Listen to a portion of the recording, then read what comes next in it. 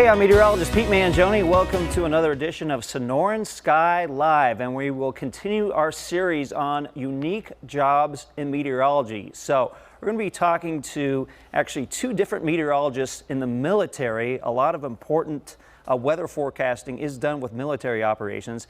And then part two for our third guest will be meteorology and the power company and the utility company, because obviously weather plays a critical role in things like power, water, things like that. But we are going to start with a Marine who is also a meteorologist. I want to introduce Sergeant Miguel Rangel. Welcome to Sonoran Sky Live, Sergeant Rangel. Thank you for having me.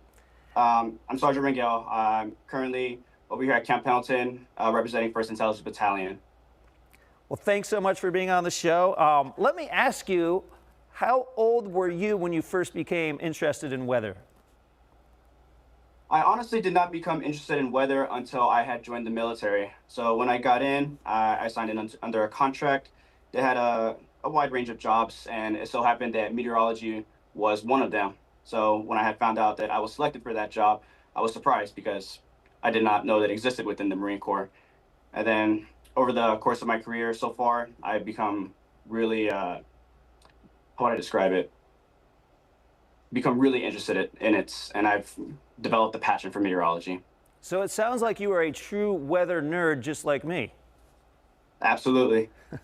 All right, and what kind of training did you have to do with this particular focus in meteorology? So we started off at the schoolhouse, which is over in Biloxi, Mississippi. It's held with Navy and Air Force. It is a 9-month schoolhouse where we go over all of the basics for weather. So atmospheric physics, dynamics, fundamentals, going over chart sets, analyzing satellite shots. And then from there, we're sent out to our respective units. Very cool. And can you kind of walk me through at least what you're allowed to tell us? What are your daily activities as a meteorologist? How does your day start? Day starts bright and early. I go into the office and I start forecasting for essentially all of Camp Pendleton. The biggest focus that we have when it comes to forecasting is obviously safety, not only of the gear, equipment, but mainly personnel as well. So our job is to produce a forecast, and then we advise the commander, let them know what impacts they can expect to any training or operations that they have going on. And do these training operations include things like drones, things that might be up in the air? Yeah, they can include that from time to time, a little more specific, but yes, it does include that as well.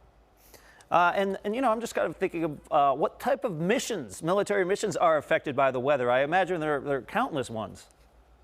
Absolutely. It's almost all missions, if I'm being honest, anything in regards to aviation and amphibious operations as well.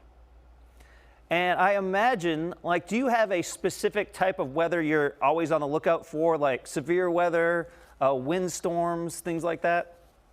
Absolutely, all the above. The biggest one is going to be thunderstorms, just because of the hazard they pose, not only to personnel, but to range of equipment that we use as well. So thunderstorm is definitely a big one. Wind is also a pretty big factor. And let's see, fog as well. That's a big one as well.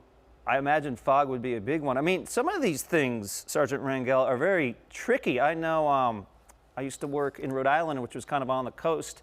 And I mean, a fog forecast is very difficult to nail down. Do you find sometimes a forecast like that challenging?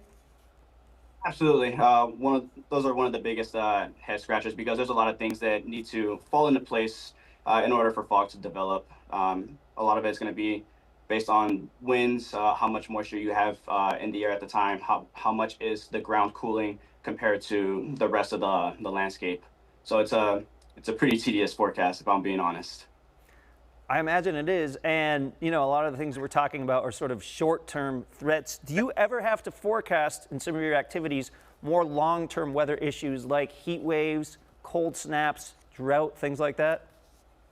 From time to time. For something that's really far out, we don't necessarily forecast for it. We more so provide a climatology. So we pretty much gather trends that have been observed in that specific area that we're interested in, and we'll brief that to the commander and mission planners, letting them know that from this time frame to this time frame, this is what we can expect based on climatological trends over the past however so long. Are you on call 24/7? Are people calling you in the middle of the night to get updated weather forecasts, or do you get some time off too? Definitely get some time off. Definitely rotate between amongst the forecasters. All right, well, let me ask you, do you have a favorite type of weather when you're, enjoying yourself, recreating outside? I would say one of my favorite, it would have to be thunderstorms.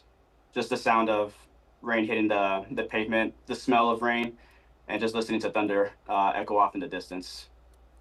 Was there anything when you were training to become a meteorologist and understanding how to look at all the weather models that surprised you? Like, oh, wow, I didn't think I'd actually be studying this part of weather. Yeah, a lot of it came into like the physics, dynamics, fundamentals, studying like the laws of thermodynamics, conservation of angular momentum, all these things that I didn't realize played such a big role in meteorology. That was one of the biggest things that surprised me. And when I bring other meteorologists on the show, I always ask them, how often do your friends and people ask you for their own personal forecasts? Nothing related to work, but hey, they're planning a cookout somewhere and they want to know, the details of the weather forecast. More than I'd like to admit, if I'm being honest. Now, do you charge them for this? No, I can't do that to them. Where did you grow up? I grew up in Phoenix, Arizona. Oh, wow. Okay. From Phoenix. So you have experienced some of the summer heat here in Phoenix? Absolutely. It can get pretty hot over there. So. No doubt about that. And do you have any advice for maybe a younger person watching this, if they're interested in both the military, the Marines, and meteorology? What kind of things could they be doing and studying right now? One of the biggest things that I would study is looking at climatological trends, even a simple YouTube video, search up what's going on weather-wise. There are plenty of channels out there that break down the weather in terms that anyone can understand. And that's probably the biggest thing you can do to help you out. Well, Sergeant Rangel, I want to thank you so much for taking time out of your day to be on Sonoran Sky Live. Of course, and I appreciate the opportunity to come on here. I appreciate it. All right, have a great day. You as well, thank you. All right, so that is guest number one on the topic of meteorology in the military. We'll bring on our second guest here in just a minute. And it's interesting, if you just do a little bit of research online and you enter search terms like military and meteorology, you'll have all kinds of things coming up. This is from supportourtroops.org. You can see, basically they're saying, hey, you like meteorology? You want to join the Marines? There may be a job for you. This specific article talks about drone operations because of course, drones depend heavily on weather conditions. When the winds get too gusty, often you are not able to launch your drone. And then here's a really interesting article. This is from rmets.org. The Royal Meteorology Society has an article about how a weather forecast made history for the D-Day landing. So obviously weather a critical role in that. In fact, it says it is a little known fact that perhaps one of the most important weather forecasts ever made was the one for D-Day, the Allied invasion of France. So just fascinating how weather plays a role in pretty much everything. All right, now it's time to bring on our second guest. I want to introduce Captain Chandler Alston, the Weather Flight Commander at Luke Air Force Base. Thank you so much for being on Sonoran Sky Live, Captain Alston. Hi, Pete. Thank you for having me. All right, so I'm not sure if you heard our first interview, but I want to ask you the same question I asked the sergeant. How did you become interested in weather? When did that curiosity start? Well, my father was in the Air Force, so I grew up in many different places and I was able to experience a lot of different climate. One of that being Anchorage, Alaska. That's kind of where I call my childhood home. And then I grew up in Salt Lake City, Utah as well. So the mountains, the snow, the four seasons, we got a lot of weather there. And I think that's where I was initially first interested. I mean, I imagine in Alaska, you saw some crazy stuff. Yes, and not just like atmospheric weather, but also the aurora borealis. That was incredible too. And that's kind of within the realm of meteorology. Absolutely. All right, so how does your typical day start? What are your daily activities like? Well, thankfully, I have a big team of weather forecasters that I work with. So my day is getting into the office and making sure that all of the operations are covered. And here at Luke Air Force Base, our mission is to train the world's greatest fighter pilots and combat ready airmen. So my forecasters are integrating within that mission at every piece, every step of the way. And so I get in and we kind of simplify it down to two main facets. We do resource protection, which is exactly what it sounds, protecting all the resources at and around Luke Air Force Base, from our child development center to even the golf course, and making sure that they're aware of the weather and any impacts that might come of that. The second piece is integrating into the mission, which is the jets going out each day and doing their training missions. So we brief the weather to them before they go step out to their aircraft so that they're aware of the picture of where they're going and what the environmental impacts are out there. That's fascinating. And I know for civilians like myself that have flown in and out of Sky Harbor Airport in Phoenix, it seems like turbulence kind of a big deal around here, right? Is that something you always have to watch out for? Yes, of course. And that is a big impact to aircraft, and it depends on the aircraft, right? Our commercial aircraft are large and they're pretty resilient, but sometimes we get smaller aircraft where that turbulence can affect them even more. So we're looking at things like wind, thunderstorms, clouds. Those might garner some turbulence. Even just the heat radiating off of the surface of the earth can help garner some of the turbulence. So we definitely take into account that. Even icing here too. Some people are like, oh, you forecast for icing, it's hot most of the time of the year. Yes, but up in our high levels of the atmosphere, it is cold. So we do look at icing as well. That's amazing. And when you are forecasting for potential thunderstorms, are you looking at radar, future weather models? I mean, doing both the past, present, and future? All of it, definitely. We do a forecast funnel. So we look large scale first. We look at some synoptic charts. So looking across the continental United States and even out into the Pacific Ocean too. What are the systems that are coming in 1 day out, 3 days out, even 7 days out?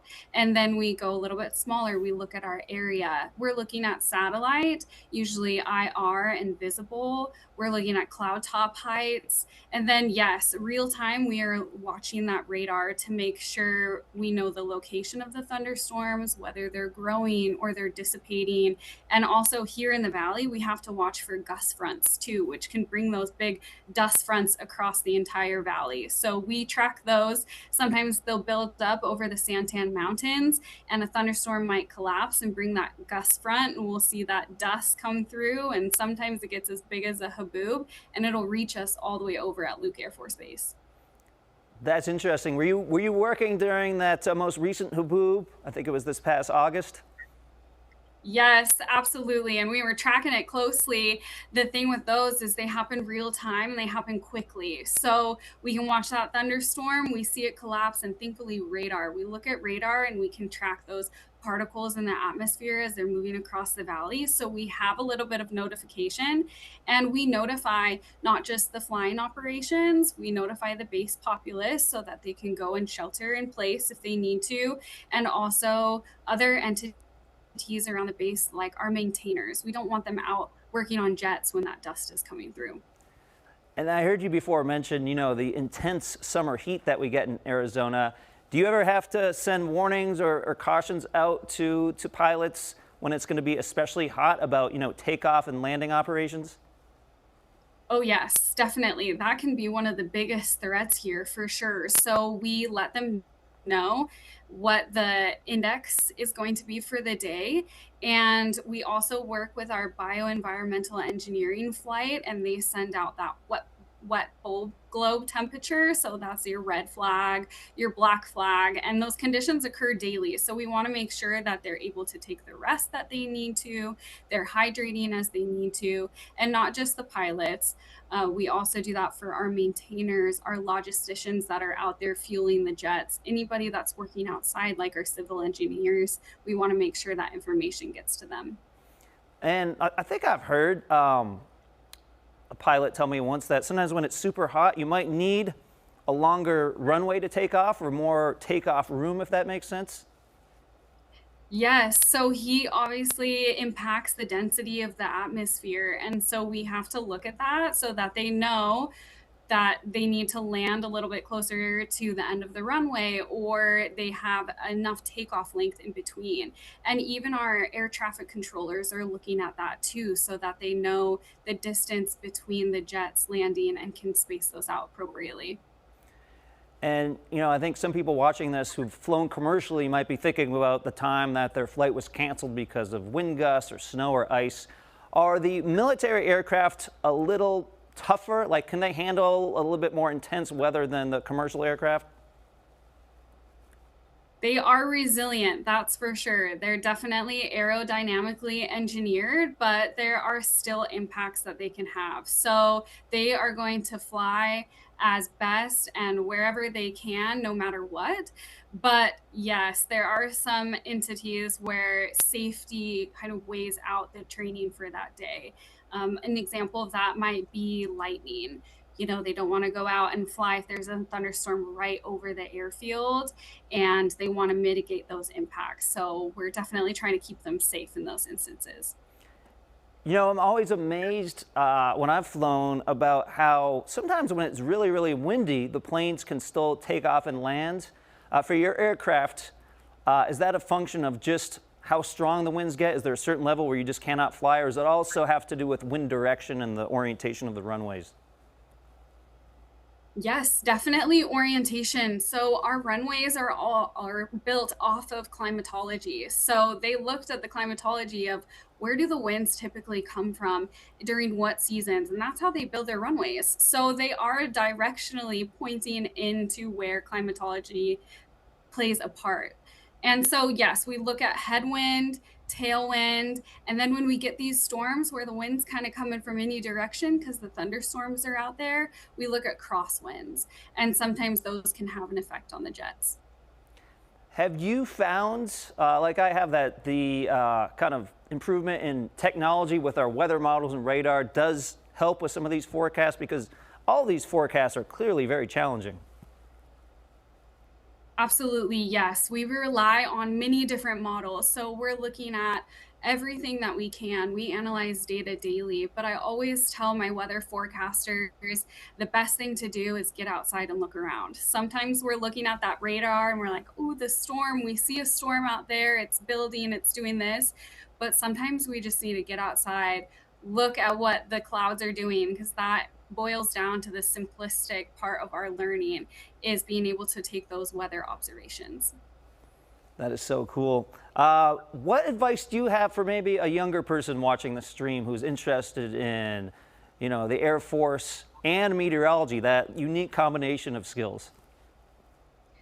I would say never count it out. Whether there's something going on in your life or you don't think you have what it takes, or maybe you're just nervous, don't count it out. Go down that path. If you are serious, talk to a recruiter. They're everywhere, they're all outside of our United States, and you can Google the meteorology career field. My official title is a weather and environmental sciences officer. So sometimes that's hard to find, but weather in the Air Force, do your research. For me as an officer, I had to get my degree in atmospheric science, and they've opened that a little bit more to other types of sciences like geospatial science and mathematics. And so, if you truly want to be a weather airman or weather officer, tailor your learning and your education to that now, and it'll pay dividends once you get in. That's very, very cool. And I think that you brought up a really important point about just observing things with your own eyes. I think all of us can get stuck in our computers and sometimes rooms that don't have windows, when sometimes the most simple answer is actually observing with your own eyes and kind of just sensing the weather with that human quality rather than like a computer quality. Yes, absolutely. And I think sometimes we look at our phones and we're like, this is the weather of the day. And then you go outside and you're like, it's wrong. But that really boils down to, when you wake up and you watch the news, they are right the majority of the time. And I say that all the time. A lot of people joke that you can be wrong in your job and still be right. And yes, that is true to an extent, but we are right a lot of the time. And so getting out there and looking at the weather when you're out there and comparing it to what is actually being reported is absolutely important. Captain Alston, I'm going to actually just check in with my producer real quickly. Katie, do we have our final guest on the line? Sounds like we do. Captain Alston, you're lucky, because if we didn't have that final guest, I was going to keep you on here for another 10 minutes. But thanks so much for your time. This has been fascinating. Yes, thank you, Pete, for having me. All right, thanks so much for being on Sonoran Sky Live. All right, so we're now shifting topics here. We've been talking about meteorology in the military, but of course, meteorology and weather forecasting plays a huge role for power and utility companies. And one of the things that SRP actually does, which hopefully we'll talk about in a minute, is they are involved in these weather balloon launches. So if you ever have wondered, how do we know what's happening up in the sky when we're forecasting the weather? Well, obviously, observation is key. You need an instrument to actually go up there to see what's going on. So the Weather Service actually does this all over the country. SRP is involved in this locally, but these weather balloons are launched several times a day from different locations around the country, and they actually have instruments that can measure things like temperature and humidity. Here is a video from the National Weather Service of them actually setting up a weather balloon. And as these instruments go up in the air, they're taking these observations until the balloon actually pops and comes back down towards Earth. But I actually got a chance to witness one of these live when I worked out on the East Coast, and it's just fascinating. You can see the instrument itself that goes up with the weather balloon is not particularly big, but it's carrying critical information, and it's usually live transferring this information down to computers here on Earth so we can get the different information for the forecast. All right, it's time to bring in our final guest. Last but not least, he is senior meteorologist with SRP, Jesus Haro. Thank you so much for being on Sonoran Sky Live. Oh, thank you for having me on. All right, so let's start with just kind of the basics of what a meteorologist does at SRP. What are some of the critical roles that you're involved in? Well, primarily we're involved with helping out multiple different sections of the utility space to do their job efficiently and safely. As you may know, SRP provides power and water to over 2 million people in the Phoenix metro area. So we want to ensure that we're providing the very best weather information to support that delivery, because people are counting on us to deliver those services. And also there's a considerable public safety component to what we do, because sometimes the weather, of course, can become hazardous. It can become a threat to life and property. So we want to do everything we can to ensure that our customers are being taken care of, and also our employees. It involves a lot of internal collaboration and also external collaboration with our emergency management partners in the Phoenix metro area. Are you ever involved in things like, and I've seen this happen around the country, there's a situation where they're worried about very, very gusty winds approaching, and they actually may think about, okay, who's going to actually lose their power? We've got to actually make plans for this in advance. Yeah, absolutely. And there's different types of situations that can impact the loss of power. Of course, the most common one for us are severe monsoon storms during the summertime. So, of course, ensuring that we have an accurate forecast out for our other sections of SRP so that they can stage resources and staffing to deal with potential power outages, that's a very big challenge for us in terms of forecasting. There are going to be days during the monsoon where the winds aren't that big of a concern. And then, of course, there are days when they are a huge concern. And it's a massive forecast challenge for us to try and get that right, not only the maximum wind speeds, but also aerial coverage of the potential wind damage. So that's certainly a huge challenge. Also, something else that comes into play is wildfire mitigation. If our resources, if our infrastructure are potentially at risk from wildfires that are ongoing, we want to make sure that our staff has the proper wind information for those ongoing wildfires. And we also want to do everything we can to mitigate the potential for our own infrastructure to be hazardous during those conditions. And I imagine, as you just said, it's not just how strong the winds are going to be, but where are the winds going to be strong? And are there maybe trees and power lines in that area where there might be very strong winds? Absolutely. And, we received a very strong reminder of that this past year with the downburst that occurred in Tempe. But, Central Arizona has a rich history of this type of storm. The one that comes to mind for me is August 14th, 1996. That's the monsoon storm that produced the Arizona wind record of 115 miles an hour at Deer Valley Airport. The damage path with that storm was 180 square miles across the West Valley with widespread 80 to 100 mile an hour winds. There were over 70,000 storm-related insurance claims in association with that outbreak. And some people were without power for up to a week. So that's as bad as it can get. And we face that potential every single summer around here from severe convective windstorms. And before we brought you on, we were talking about the work that SRP does with the weather balloons. Are you involved in that? I mean, what do you think about weather balloons? I personally think these are really, really important. Weather balloons are a crucial component in the meteorological toolbox. And SRP, we're innovative in that regard because we fully fund and manage and staff our weather balloon program in partnership, of course, with the National Weather Service, but it is our program.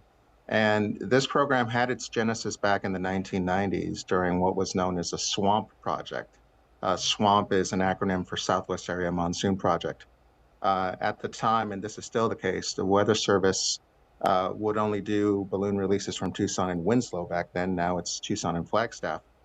And we discovered that we needed to have more reliable and accurate weather balloon data for the Phoenix metro area, not only to help with severe storm forecasting, but also to aid with high temperature forecasting. As a utility, it's very important to get that high temperature forecast as accurate as possible because that temperature forecast impacts load forecasting. Again, if you're going to be in the business of delivering power, it's good to know how much power you're going to need. And that probably goes along with your partnership with the National Weather Service. How does that benefit pretty much everybody? Yeah, the National Weather Service, as some people might know, they are actually housed in an SRP building at the primary SRP building in Tempe, and they have been for the better part of 20 to 25 years. It's certainly a big help in terms of collaboration during big weather events. Of course, a lot of people that haven't been in Phoenix a long time are unaware of the flood history that has occurred along the Salt River in the 1970s, 1980, 1993. There were big floods along the Salt River where, property and lives were at stake. And having that collaborative process in partnership with the National Weather Service and also local emergency managers is crucial to ensuring we're all on the same page regarding delivering information that has a very strong public safety component. And we have about a minute left, but I neglected to ask you at the beginning of this, when did you first become interested in weather? How old were you? Oh, I was in college, and I'd always loved weather as a kid, like most meteorologists, but I was on my way to school. I was an ASU student at the time, and I was an electrical engineering major, and I did not have a strong technical knowledge of the weather. So I left my home to go to school. And it was pouring rain outside, but I didn't understand the weather situation at all. And as I was driving to school, all of a sudden, very large hail started to pound my car. And it was the scariest thing I had ever been through in my life. It turns out the hail was the size of hen's eggs. This was February 1989. And by the time the storm got to Sky Harbor Airport, the hail was 1.5 inches in diameter. But that hailstorm pretty much destroyed my car. And also during the 1980 Salt River flood, my family was evacuated from my home due to that flood. So it gave me a very strong appreciation for the power of moving water and how it can impact lives and property. Well, Jesus, I want to thank you so much for being on Sonoran Sky Live. I think this will be very informative for people, and enjoy forecasting the weather. Hopefully things will be fairly manageable for you over the next few months. Thank you for having me on, and it was a pleasure. All right. Great stuff there. And as we wrap things up here, just to summarize, we covered meteorology in the military and then meteorology as it relates to the power and utility company. Meteorology and weather applies to so many things. There may be many jobs out there that you don't even realize exist because weather, we like to talk about it in the elevator, but it also affects many, many critical things. That's it for today. We'll see you next week on Sonoran Sky Live.